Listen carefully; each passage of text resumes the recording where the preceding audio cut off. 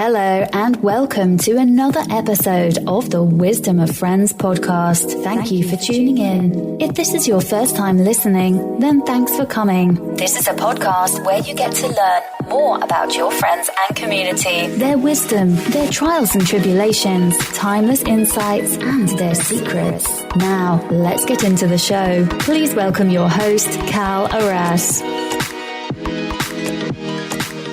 Hello, folks. Welcome to another episode of Wisdom of Friends podcast. Today, I'm really excited to interview a gentleman by the name of Randy Stimpson. He has a very fascinating background. In this episode, we talk about the impact of social culture, like movies and music, on our identity, the importance of belief in achieving our goals, and taking a stand for social causes like peace and justice. Now, Randy's got a very fascinating background. He was born to very young parents. They married and divorced before he could remember. At the age of 12, Randy was reintroduced to his father, who communicated to him the Mexican work ethic and the value of extended family. Randy's mother was alcoholic and bipolar, but also very altruistic and liberal with love, acceptance, and forgiveness. At the age of 14, Randy, though raised in a non-religious home, converted to Christianity. And by the time he finished high school, wanted to become a minister, but was strongly pulled to be a math professor. Early in college, he had to choose, and he chose math, which later led him to computer science. After graduating from the University of Washington with a master's degree in applied math and computer science, Randy began his career as a software engineer. More significantly, though, Randy focused on applying his Christian faith to issues of justice. He also served as a World Concern Alpha Group member, sponsored refugees from Eritrea and Poland, and served as bread for the world's 2nd District Coordinator for the state of Washington. In his mid-30s, Randy shared his Christianity, but not his belief in God and his pursuit of justice. His favorite strategy, when asked, is to make friends, because friendship leads to empathy and understanding, which in turn leads to peace and justice. So, ladies and gentlemen, let's introduce the one and only Randy Stimpson.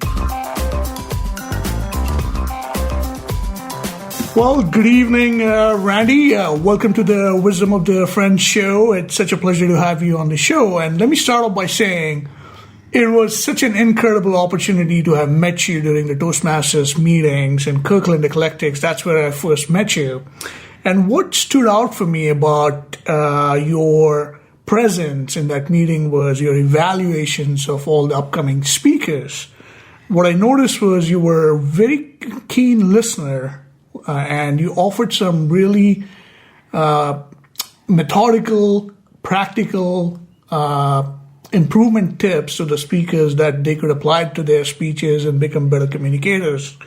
And I knew, after learning a little bit more about your background and having met your wife, Rockstar Stimpson, that you guys are really quite an accomplished couple and doing a lot of amazing things in the community. And I knew we need to have you on the show. So welcome to the Wisdom of Friends show, Randy. Thank you, Cal. And it's been a great pleasure being part of the Kirkland Eclectics Toastmasters Club. And Toastmasters is a great place to meet great people. Excellent. Thank you for saying that. And one of the ways we start off our show is by asking our guest, what's your favorite quote or philosophy that you live by, and how have you applied it to your life? My favorite quote is by a Quaker missionary. And Quakers call themselves friends. And think about that whenever you read one of my emails, which ends with your friend Randy. Yes. And I'm going to modify his quote just a little bit. It begins with, "I shall pass through this life but once." The modification is, "I shall pass through this moment but once. Any good, therefore, that I can do, or any kindness that I can show, let me do it now, let me not defer nor neglect it, for I shall never pass this way again. Oh, that's such a beautiful quote.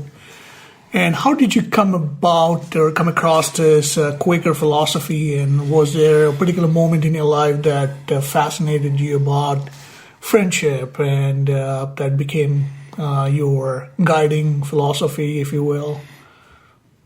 Well, early in my life, I was a Christian, and as a Christian, I studied a lot of the different Christian sects.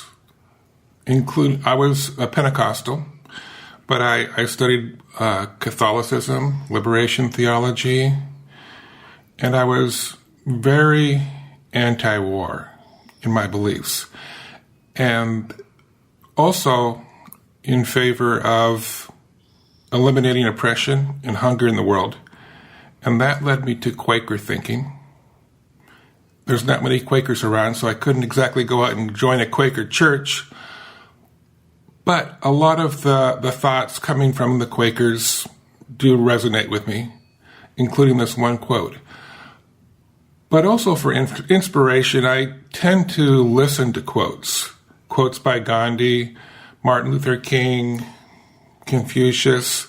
I think it's inspiring to listen to those quotes and to pick out quotes that mean something to you. But this one is the one that means the most to me. There's a lot of others near the top, but this one the most. That's amazing. And I also know that you are a fan of music and movies. Could you tell us about your favorite song and a favorite movie that's had a big influence on your life and the way you live your values today? Sure. My favorite artist is actually unheard of. His name is Ken Miedema.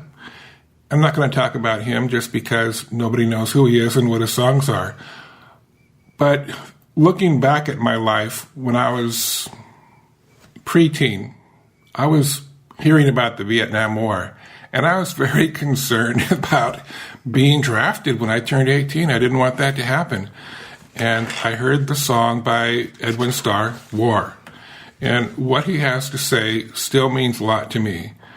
And I think it's basically none of the business of God's children to be involved in war. It's what sinners do, not what God's children do.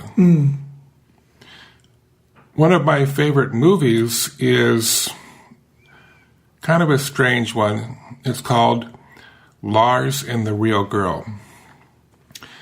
And this movie is about a young man who lost his mother. She died in childbirth, and it was traumatic for him, and it affected his whole life. He had a great lack of confidence and no people skills. And his brother gets married, and his wife becomes pregnant. And this triggers a psychotic episode in Lars. And he goes out and buys one of those sex dolls and somehow comes to believe that she is a real person. Interesting. And a missionary. Wow. And a virgin. Wow. And so he brings her over to introduce her to his brother, and then, proceeds to introduce her to the members of his church. And his therapist explains to his brother and also to other members of the community, it's a small community centered around this church, that he's going through a psychotic episode and he needs help. And to just go along with it. And so nobody tries to convince him that he's wrong. They just go along with it and wait for him to be healed. Oh, wow. And in the end, he is. Oh, that's amazing. So is this the movie with Ryan Gosling called Lars and the Real Girl? Yes. Okay. It's a movie that'll make you laugh and cry. That's thank you for that suggestion, and we'll put this in the show notes for our audience to find out more about it. One of the questions that I'm curious about you, Randy, is your childhood years, what did your parents do, and how did that shape your life? Well, as you know, my real parents were teenagers, and I ended up growing up with my mom. And being a teenager, she did the best she could. But when we become parents, usually we don't know what we're doing. And teenagers especially do not know what they're doing. My stepfather, who for the longest time I thought was my real father, and he adopted me, and because of that, my last name is Stimpson. He was kind of a cold person, but he did do one thing that really impacted my life. And he taught me arithmetic. He was an accountant. And then after he taught me arithmetic, he would put stacks of numbers in front of me. I was 4 years old, and whenever a company came over, he would have me add up those numbers in front of company and show me off. And I came to believe that I was really smart in math. Wow. And when you believe that you can do something, you do it. That's an incredible story. I mean, what fascinates me about that particular sharing of you is that oftentimes we end up finding our passion by these unknown events and incidents in our lives. And it seems like math played a big part in your career. Could you talk a little bit more about your pursuit of arithmetic and math as you went about schooling? And Sure. Generally speaking, I do think I did waste a lot of time in the pursuit of math. I learned things that probably maybe only 1 out of 10,000 people know. And most of what you need to know about math, you learn by the time you're in the 8th grade. Fractions, percentages. If you learn those things really well, it's going to help you out in life quite a bit. The thing about math, though, is that I felt like it was weightlifting. My career ended up being a software engineer, and so I could kind of compare that to playing football. But math is like weightlifting. And so, if weightlifting helps you to be a great football player, it's part of the equation. Math helped me to become a great software engineer because it exercised my mind and made it strong. that is incredible. Thank you for sharing that. Taking a step back, when you look back at your life, and what would you say were 1 or 2 biggest challenges you faced in your life, and how did you overcome that? And by what I mean by that is, what were some of the lessons that you gained from those experiences that helped you navigate life going forward? One of the peculiar things about me is having a math brain. I didn't have a lot of communication skills or people skills. And I've had to work really hard to try to get those into my life. And I did have a lot of great teachers when I was in high school looking out for me. Some people can't look at back at their high school education and they're disappointed with it. But for me, I had a lot of great teachers. And one of those teachers helped me overcome the fear of public speaking. Well, that's not quite true. He didn't help me overcome the fear because I still had the fear when I finished high school. But he basically presented a challenge to me. But when you're in high school, the class that everybody hates to take is Washington State history. And teachers hate to teach that class because their students hate to take it. And this teacher told me that at the end of the year, we were going to ask him for what our grade should be, and he was going to give it to us. And our assignments were that we had to do 3 written reports and 3 oral reports. I did the 3 written reports, got A's, refused to do the oral reports. I was afraid to get up in front of class. I wasn't going to do it. When he came around and asked me what I thought my grade was, I told him an A. He tried to talk me down to a B, and we went on for 20 minutes, but I wouldn't take it. I said, I want an A. It's not fair for you to ask me to get in front of these people and talk. I want an A. And I can imagine that he went back to the teacher's lounge and thought, what am I going to do with Randy? Am I going to give him that A, or should I give him a B? In the end, he gave me the A. Wow.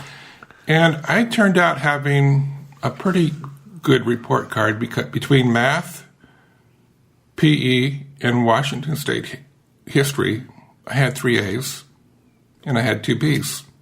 That is excellent. Here's how this really impacted my life. I had very long hair down to my shoulders, and most of my friends' parents hated me. They discriminated against me because of my long hair. And my friend brought home a really bad report card. And his mother then looks at me and says, in a very sarcastic voice, well, what did you get on your report card? And I said, 3.6. And I was stunned by her reaction. It completely changed her opinion of me. It was the second impression. Okay? And that second impression made me think that from now on, I'm going to be a smart person. I'm going to get good grades.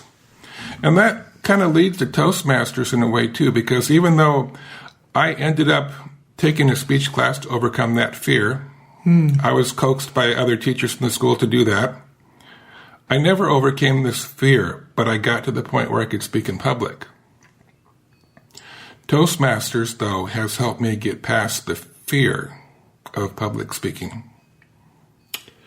That is just incredible. And when just hearing you say that is, a couple of things comes to mind. One is, you seem to have that negotiation skills right at that young age. And I'm sure, when the teacher said she can't give you an A and you stood your ground and finally convinced the teacher to give you an A, I mean, that speaks volumes about that young kid, that they believed that you believed in yourself. And that probably helped you a lot when you grew up in life and did all your negotiations in different areas of your life. And the transformation from feeling below average to turning into a smart kid, that moment, I think that's an incredible story. So thank you for sharing that. Now, talking about teachers and favorite teachers, were there any people that you idolized growing up? Or in other words, who were your mentors and what fascinated you about them? I can't say that I had a lot of mentors growing up. I did idolize one person, though, and that was my Uncle Roger. He was a college professor. He spoke 6 or 7 languages fluently and a little bit of a lot of other languages. And one of my most terrifying memories of life was I was about 12 years old. I was at his house, swimming pool. And his house was a big house, which he shared with a lot of people, still shares his house. And he had a lot of college students coming over there. And I was in the pool. Next thing I know, he runs out naked, jumps in the pool. Oh, wow. Yeah. And then all of the college students start coming over, jumping in the pool naked. I'm thinking, oh, man, do I have to take off my clothes? And I never did, but it's just that, somebody with freedom.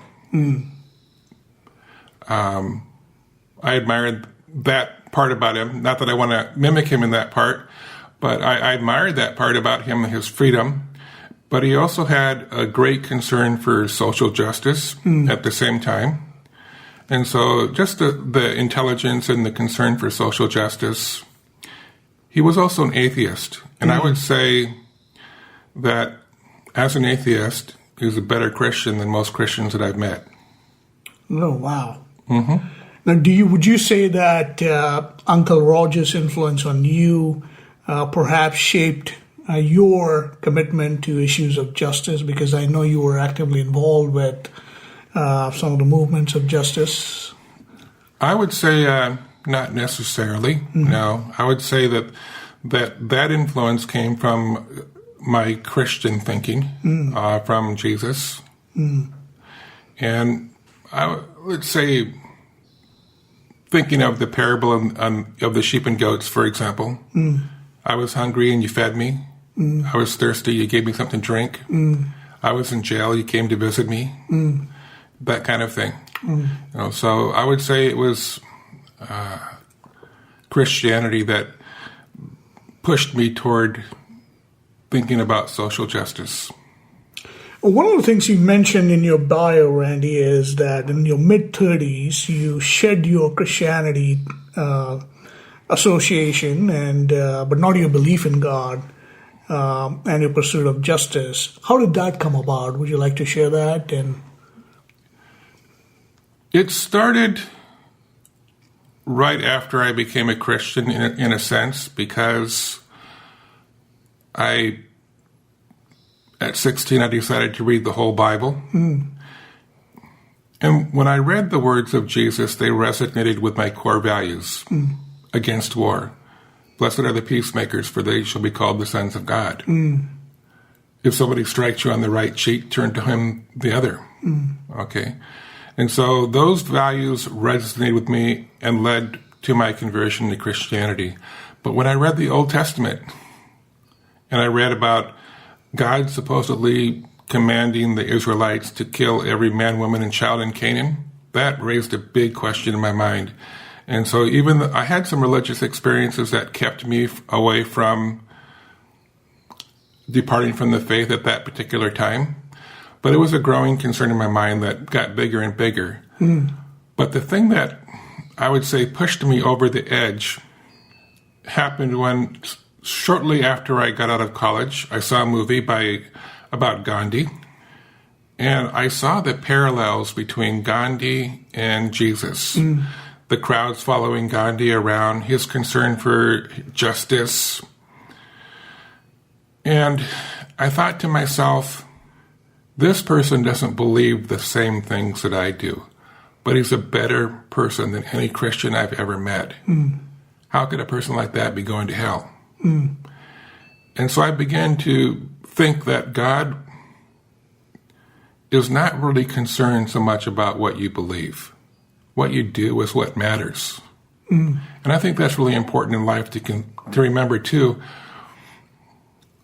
We have a lot of social justice warriors pointing fingers at people that don't believe in global warming.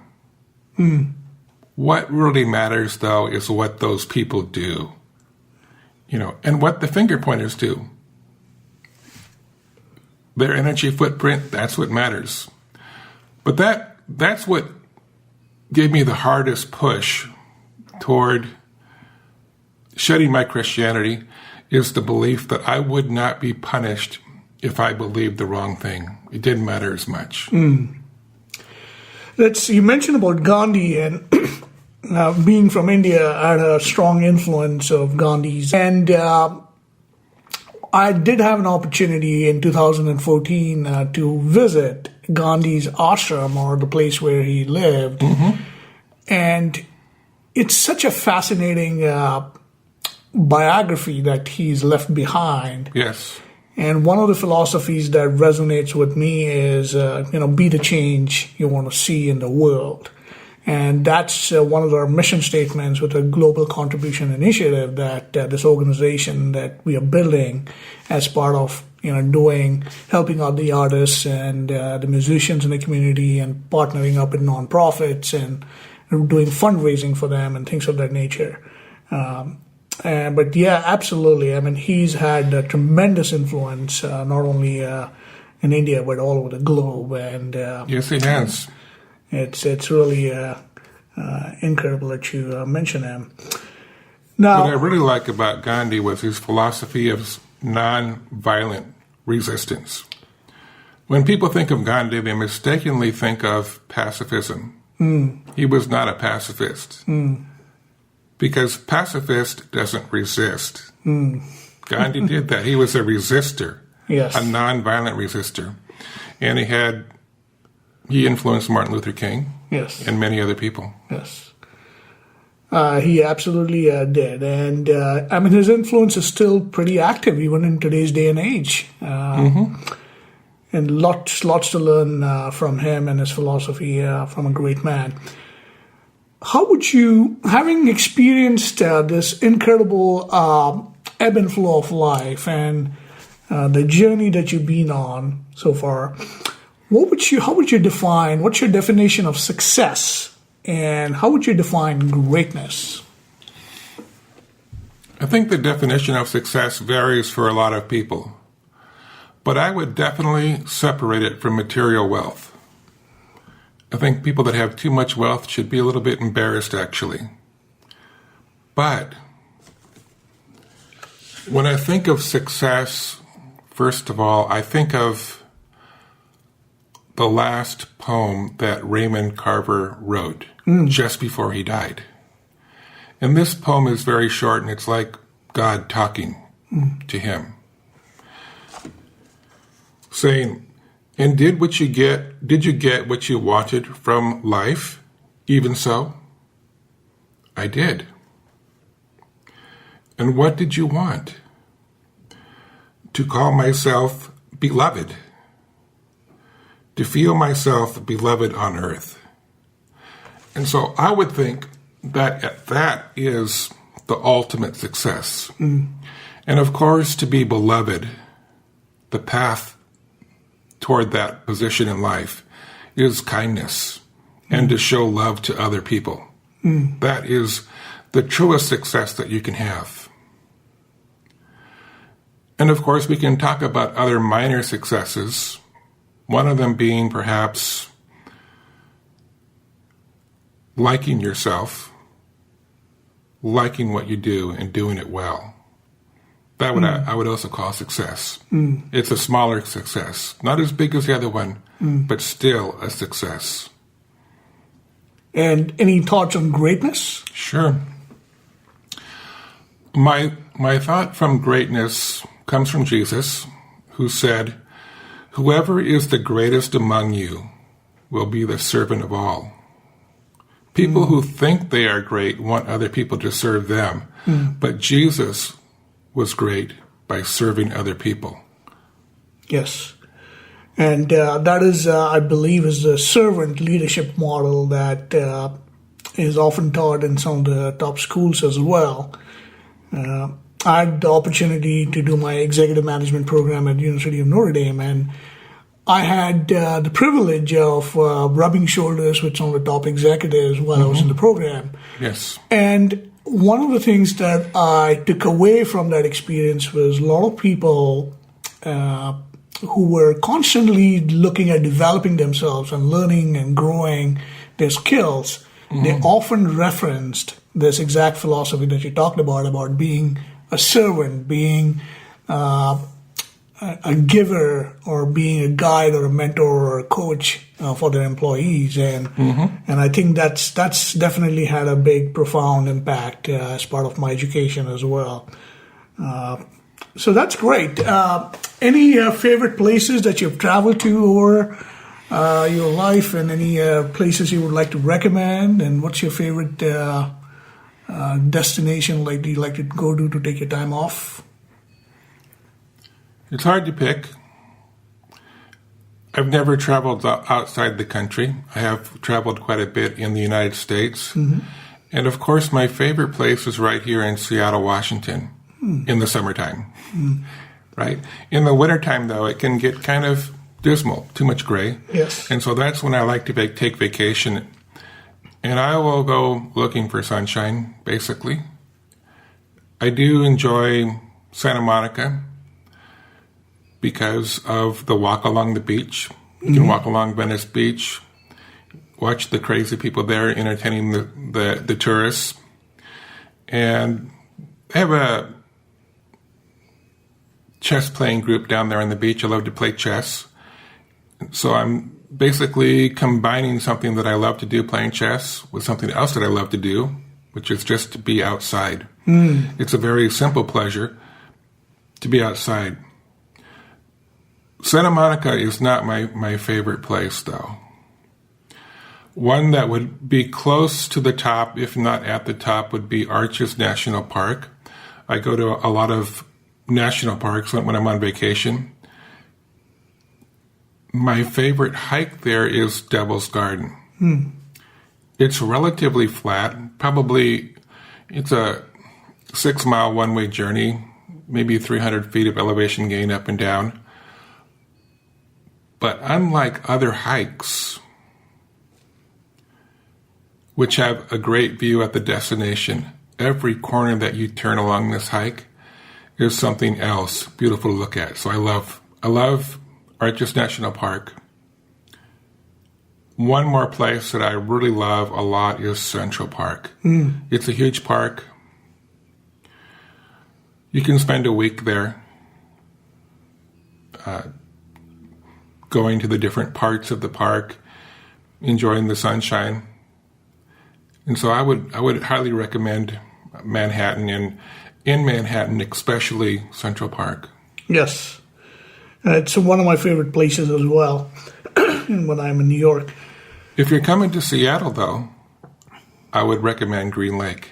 Yes. Doesn't cost any money. And so if you read all the tourist brochures, nobody's talking about Green Lake because they can't make any money off you walking around Green Lake. But for me in Seattle, Green Lake is my favorite place. It is a beautiful park, and it's a great walk because I think it's 3.5 miles, like with the full circle or something.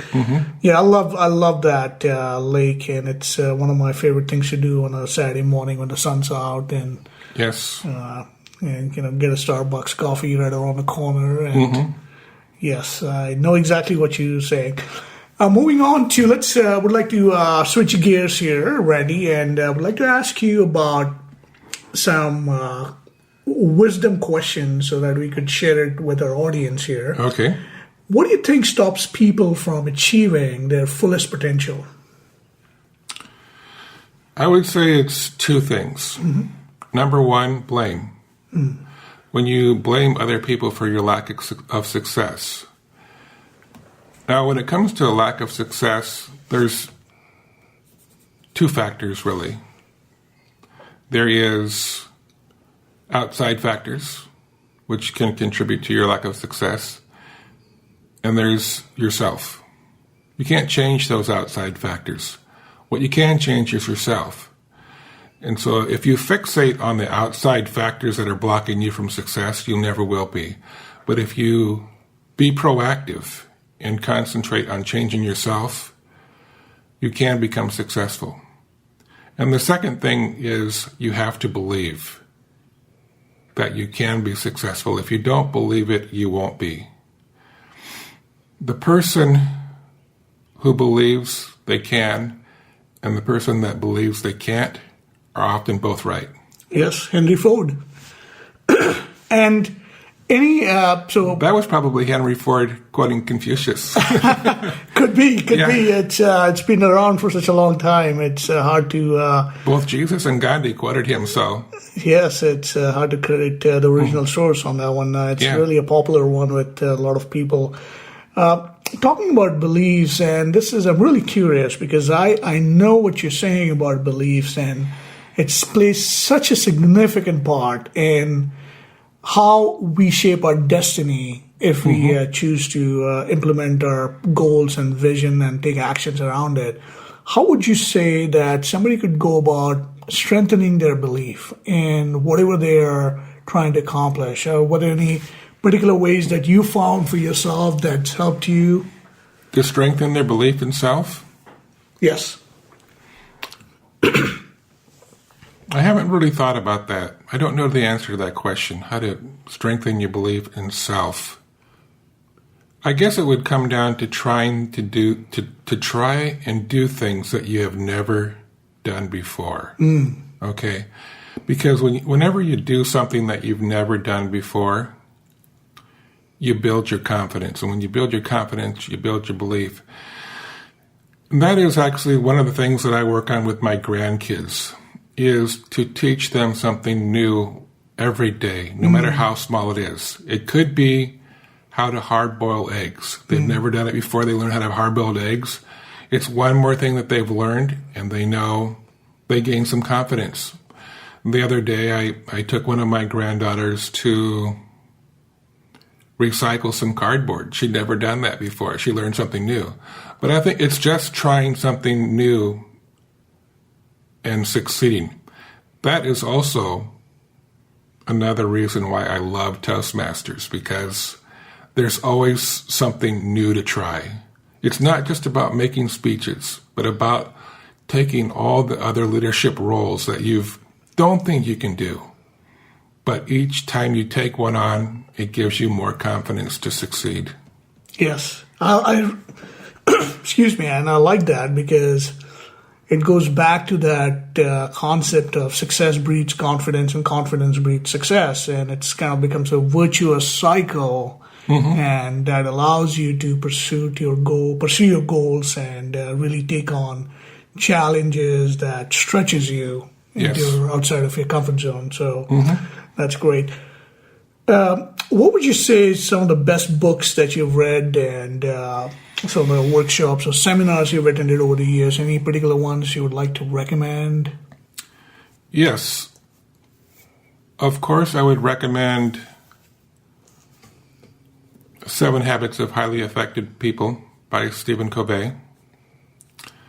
I'd recommend Emotional Intelligence.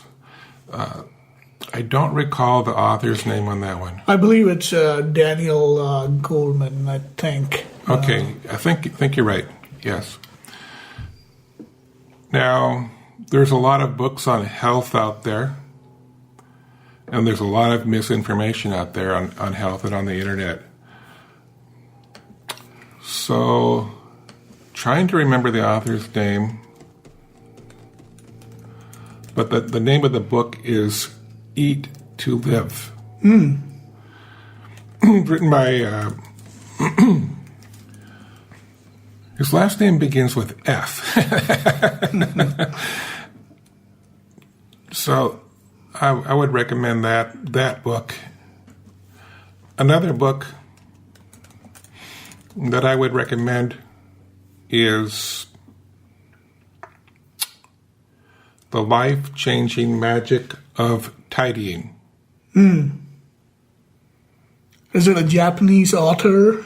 Yes, Marie Kondo. Yes, Marie Kondo. It's on my reading list, and I'm yet to get to it, but I've heard some amazing reviews about it.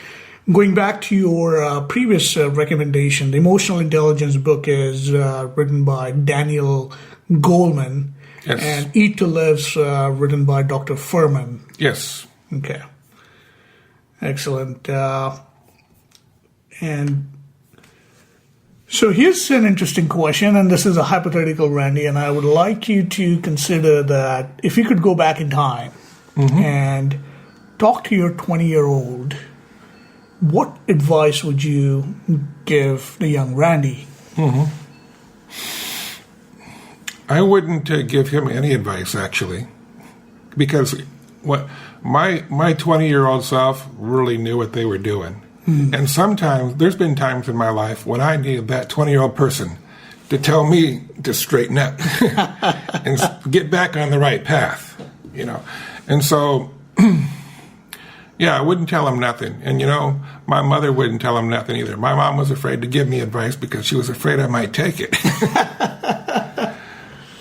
That's Now, my 35-year-old self, that's a different story. I would tell him something very simple, really. Stop going out to eat at restaurants so much. You're going to eat your retirement up. Yeah, that's very simple advice. Don't do that. Not to mention that the food is not great for you. And I spent too much time eating out from about 35 to 55. I'm changing my ways now in that regard.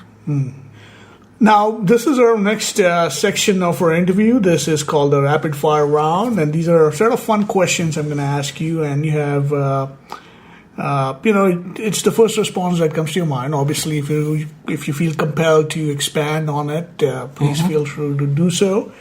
But it's the rapid fire round. And Randy, are you ready for the rapid fire round? Definitely. All right, let's start off with the first question I have for you, Randy, is what rock star has impressed you and why? A rock star that has impressed me? Past, present, future. I guess I mentioned Edwin Starr. And even though I listen to a lot of music, enjoy a lot of music, I don't necessarily pay attention to their names. But Edwin Starr with his movie War is one of the songs that has impressed me. There's another one. It might have been by the Beatles. I can't think of the name right now, but I'm not great on popular culture. Okay, fair enough. Whose brain would you like to pick? My wife's brain. I'd like to know what's going on in there. That's funny.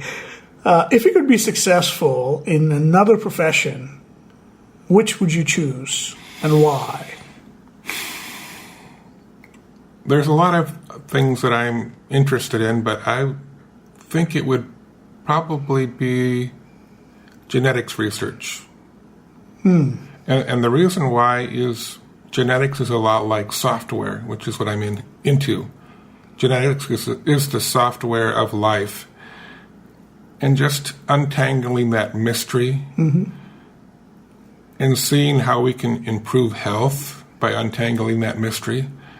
I'm really not into this idea of sending spaceships to outer space to do things, and now they're talking about figuring out how to shoot down asteroids. I think that's kind of like these big companies trying to suck money out of taxpayers, but using science to uncover the genetic code, to detangle that. I'd love to do that.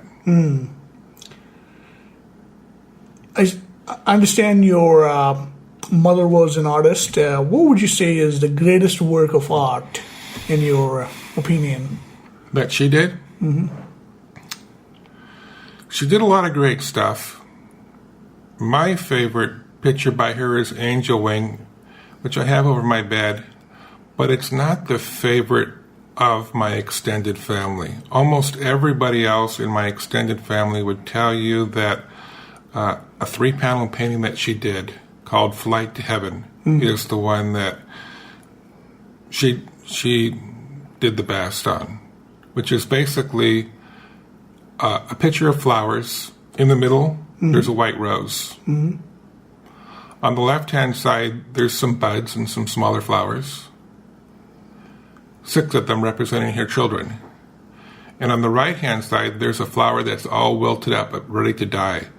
And its petals have formed into wings. And you can see stars in the sky in the background. And it's getting ready to fly off. Wow. That's an incredible description. And one final question for you from the rapid fire round, and it is, if you could have any message of your choice on a billboard, what would that be? Any message on a billboard. It would be, if it was just 2 words, it would be to make friends. I think it's very important. Making friends overcomes bigotry in many ways. Make friends. Making friends helps you to empathize and understand other people. And when you empathize and understand other people, it acts as a feedback loop, right? Yes, and absolutely. You become greater friends. But also, friendship, which leads to empathy and understanding, in turn leads to peace and justice. So on the billboard, in big letters, make friends. Make friends. In I like smaller that. letters, the rest. No, that's like that very much. This is our final section of our interview, and I got a few last 2 or 3 questions for you. What is your current personal passion project? And what I mean by that is, what are you looking forward to in the next 6 months, and what are you working on? And I did make a commitment earlier in life to not make things that kill people. But I would like to use my profession to do something positive. Make something that really helps people. And I did that in a small way when I wrote the Android app Vitamin D30. Mm-hmm. I'd like to go beyond that. But looking toward retirement, I'm really looking forward to being a professional grandfather. When I became a father, I didn't know what I was doing. But now that I know more, I want to practice on my grandkids. Amazing. 3 things you're grateful for in life today. Well, number 1, it would have to be my wife. You know my wife. Mm-hmm. She's pretty good looking. Yes. But really, on the inside, she's a more beautiful person than she is on the outside. Yes. And I have never heard her say something negative about other people. And she talks about other people like they're superstars. And when I first met her, this made me jealous. But I'm grateful that she never talks. I know for sure that she never says anything bad about me, and that she talks about me like I'm a superstar. So number 1, it has to be a wife. But number 2, my children. They mean a lot to me. Yes. And number 3. How many children do you have? I have 4 children, 2 sons and 2 daughters. And so it's my children and my grandchildren, really. And so it would be, I'm grateful to have them in my life. And thirdly, I'd say I'm grateful to be living in the Pacific Northwest. I love this place. Excellent. So, Randy, I would like to acknowledge you for taking the time today to be on this call and really sharing about your life journey, some of the insights and wisdom that you've gained over the years. And I really want to thank you in particular for giving us the belief that anything is possible if you put your mind to it. The transformation that you've had in your own life is really an inspiration for us to take on social causes like justice and having a strong faith. I think that really enables us as individuals to go after our dreams and goals. And just listening to you today has strengthened my belief, and I really would like to thank you for that. And then your love of your family and your grandchildren is so inspiring. And I really, it's one of that. Those are some of the values that I can see you've been living by all your life, and that's reflected in the way you connect with everyone. And for you, if I can speak, I would. One of the observations I've had of you is that you treat friends as well as family and extended family. And that's something that I personally look up to, and even in Toastmasters meetings and everywhere. So thank you for that. Why do you think people should listen? And this is our final question, is why do you think people should listen to Wisdom of Friends? Wisdom of Friends? Bill Nye might have said it this way. Every person you meet knows something that you don't know. You don't know what you're going to learn from another friend. That's I would say is the biggest reason why. That's beautiful. Anything else that I may not have asked, and would you like to share as a final parting thought or to our audiences? Nothing else except for to thank you for having me on the show, and I hope you have a great success with it. Thank you, and I appreciate that. Thank you for the feedback. So again, once more, this has been a fascinating interview, as I expected it to be, and thank you again for your time and candid answers. Appreciated our conversation, and for those of us listening, with that, we'll wrap it up. Until next time, thank you.